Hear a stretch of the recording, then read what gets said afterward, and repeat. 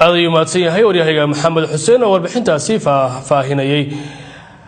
dad badan oo Soomaaliyeed ayaa qaba in dalka Imaaraadka Carabtu duulaan qaawan ku soo qaaday dawladda Soomaaliya waxana Imaaraadka Carabtu tababaro dhinaca militariga ciidamada xoogga ee Soomaaliya siyaasiyiinta qaba in Imaaraadku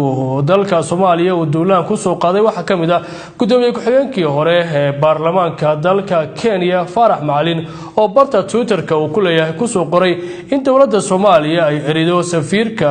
Imaaraadka u jooga Muqdisho hadii cadeymaha lagu helo dhacdadii shalay ka dhacday magaalada Muqdisho Farax Macalin ayaa sheegay inay caqabad Carabtu ku tahay dawladnimada Soomaaliya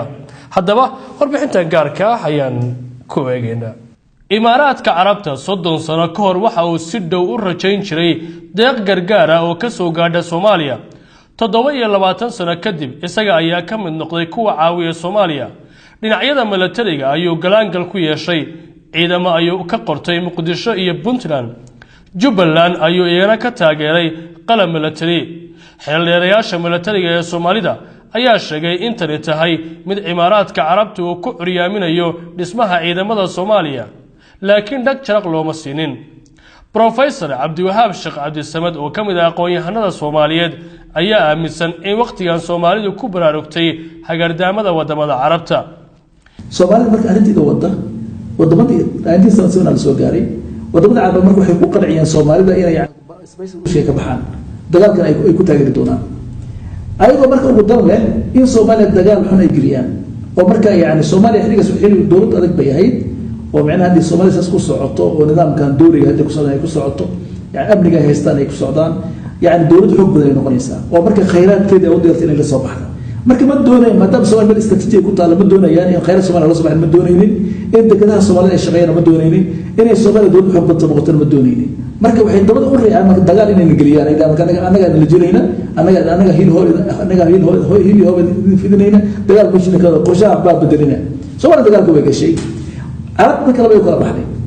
Imaaraadku waxa uu xoog saaray inuu gacanta ku dhigo kaabayaasha dhaqaalaha ee Soomaaliya wuxuu heshiisii la galay Puntland iyo Somaliland oo uu la wareegay maamulada dekedaha Berbera iyo Boosaaso oo qandaraasyo heshiisyadaasi ay 30 sano gaarayaan waxa kale oo heshiisyadaasi ku cad in uu la gali karo heshiis kale dawladda uu arko inay kordhin karaan wax soo saarka iyo kobaca dhaqaale ee dekedaha uu la wareegay boqolkiiba 19 ayuu Imaaraadku ku wareejiyay dekada magaalada Berbera dawladda Ethiopia gudoomiye ku-xigeenkii hore ee dalka Kenya Farax Macalin oo arrimaha Soomaaliya aad uga hadla ayaa qaba in tani ay tahay mid Imaaraadka iyo wadamada Carabtu ay ka xun yihiin iftiinka dawladnimo ee Soomaaliya u soo baxay waxa weeyaan in jaajuus ah oo khaainul wadan ah oo wadan kale oo ajnabi u adeegayo oo laakiin haddana khaain wadanimadiisa la taagan oo dadkiisii asagoo il adeeg taagan oo oranaya meesha ma waxan marinayna wada gartay Soomaaliya waa lagu soo duulay wax maanta lagu soo duulayna ma Soomaaliya waxa lagu soo duulay 74 ka bilaabat dagaalka 77 haatee macluumaadka sirta ogaano aan hadda kooraan inta kaga hadlay waxa kamid ahayd gelista la gelinay Soomaaliya haatee dagaalka ku talagal wadamo khaliijka iyo Iran oo markaas ay tuidana ku dhex jirtay iyo wax kasto iyagana mabaadi ahaan ku kala duwan laakiin khatarta ay u arkaan Soomaaliya oo shidaalkeeda soo baxay oo dekadaheedii la kiciyay oo la dhisay oo nolosheedii la isku dubariday khatarta ay ka soo gelinayso iyaga noloshoodii ayay waxay ku heshiiyeen xukunkii ka taagnaa marka Ciraaq oo bacthista ah waa Arab nationalism bacthista oo maartay Saddam Hussein oo kamid ah khaliijkii oo boqortooyay oo Sacuudiga iyo Imaaraadkii wax la mid ka ahay Iran oo marka Pahlaviga iyagana ay boqortooyay haysteen dadkaas oo dhan oo iyagana dhibaatooyin khaas u dhaxayso ayaa haddana waxay istuseen haday Soomaaliya shidaalkeeda la soo saaro anaga Persian Gulf khaliijul Faris mise khaliijul Arab ninba soo yaqaan waxa weeyaan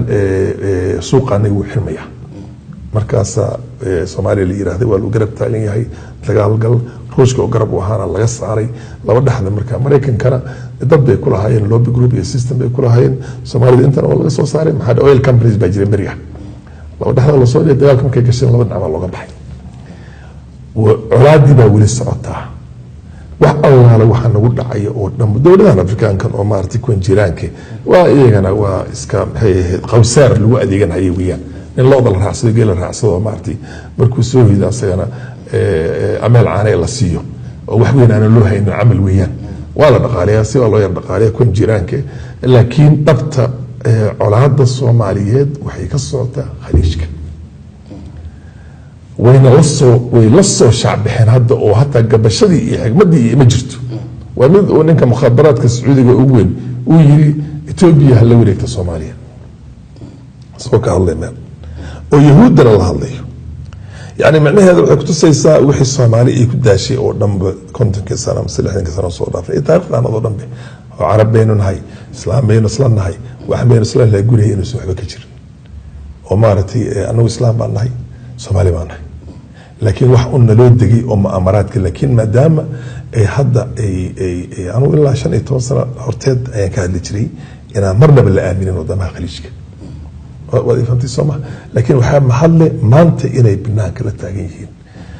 ninka maamul goboleedka ah oo asagoo gobol ka socda intuu ka taga wadankiisa wadan kale tagayo airport inta lagu xiro maxkamad la saaro afar bari kadibna tiirka la saaro xaq bixi adduunka oo dhan buu asaa waa tourism wadi kartay soomaa laakiin nin shalay saxraada oo asaga masalguleeda cunahay masalguleedii maxay ahayd iyo barabarta cunay la arrintaas cuni jirtay shidaalka intuu ilaahay siinin adiga marka shidaalkaada la xiro wax kasta laga xiro nin aan ku leen xariisay ilaahay aan ka cabsaynin gunna aad gacanta u gasho dadkeeda la heshiiska military ee Berbera iyo la wareegitaanka dawladda Imaaraadka Carabta ee dekedaha Soomaaliya qaybtood ayaa Soomaali badan ay u arkaan gumaysi dadban iyo dawlad siyaasadeed oo Imaaraadku ku soo qaaday Soomaaliya waxayse wax walba cadaadeen oo soo shacbixeen faragelinta Imaaraadka ee Soomaaliya kadib khilaafkii khaliijka oo Imaaraadku si cad u muujiyay inuusan ka gabanaynin danihiisa Soomaaliya dhowr jeer ayuu Dubai shirar ugu yeeray madaxda maamul goboleedyada dalka kuwaasi oo kala hadlay danihiisa Soomaaliya safiirkiis Imaaraadka Carabta u fadhiya Soomaaliya ayaa dawladda Soomaaliya wasaaraddeeda amuraha dibadda ay ugu yeedhay Muqdisho inuu yimaado isagoo ka dhaga adeegay taas ayaana waxa ay marada ka rogtay tuhmo la qabo Muqdisho waxa ciidamo uu tababaray Imaaraadka Carabta oo ka tirsan ciidamada xoogga ay weerareen hoyga uu Muqdisho ka degan yahay Senator Cabdi Xasan Cawaale Qaybdiid dawladda Soomaaliya ayaa sheegtay inay ka xuntahay falkaasi walow baaritaano ay socdaan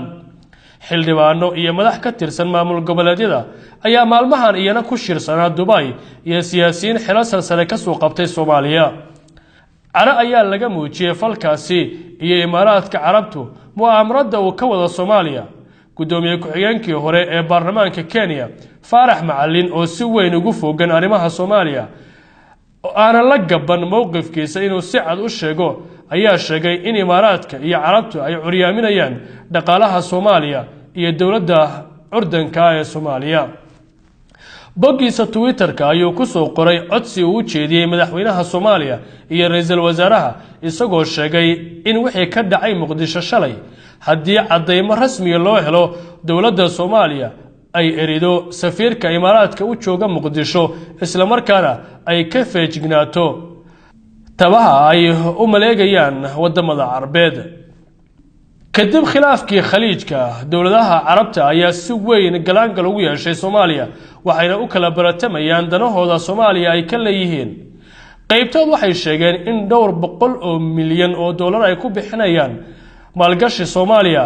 laakiin xilliyeyaasha Soomaalida ayaa qaba intaas ay tahay gumaysi hor leh oo Carabtu ay ku soo qaaday Soomaaliya dad badan oo aqoon-yahano ayaa qaba inaysan Carabtu raali ka hayn in Soomaaliya ay degto lana soo baxdo kheyraadkeeda maadaama ay ku taalo meel istiraatiiji ah oo dunidu ay isha ku hayso